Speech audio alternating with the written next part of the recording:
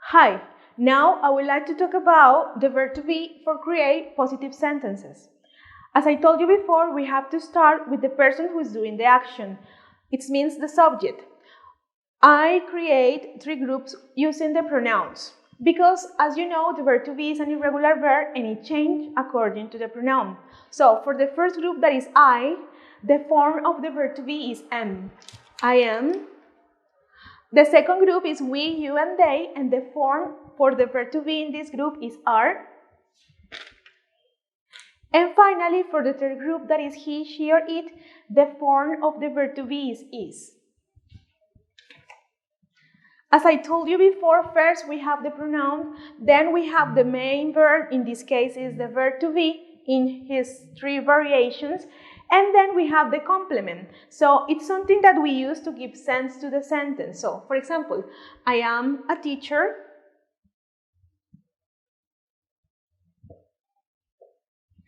You are students.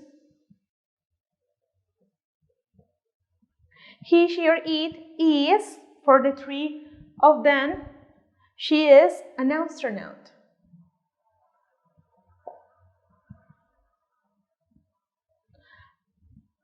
Okay, we can have the verb to be as a long form, but also we could have the contracted form. How do we do it? We do it using the contraction between I, the pronoun, and the verb. In this case, we have I plus am, and if we do the contraction, we have am.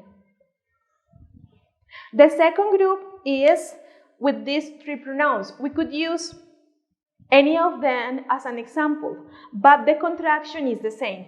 We have, for example, you plus are, and when we do the contraction, you need to pay attention because it's always disappearing a vowel. So in this case, we disappear the A.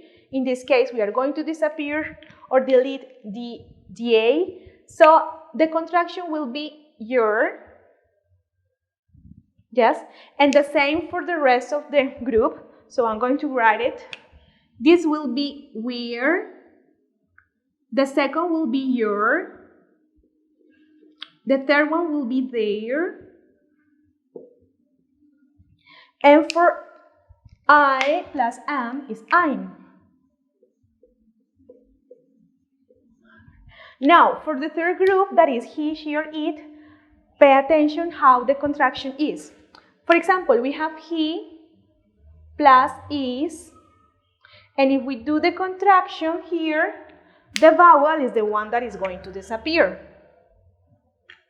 We delete the vowel and then we got his.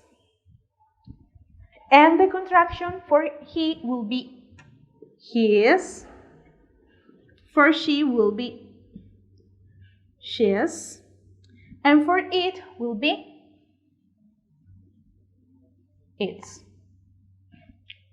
So we have 2 options. We could say, I am a teacher, or I'm using the contracted form, I'm a teacher. We could say, you are students, or you're students. Or finally, he is an astronaut, or he is an astronaut. We could use one of the 2.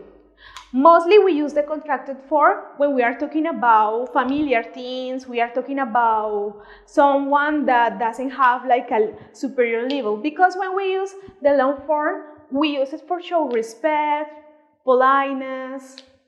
Well, I hope that you have been remember how to use the verb to be in the long form and in the contracted form.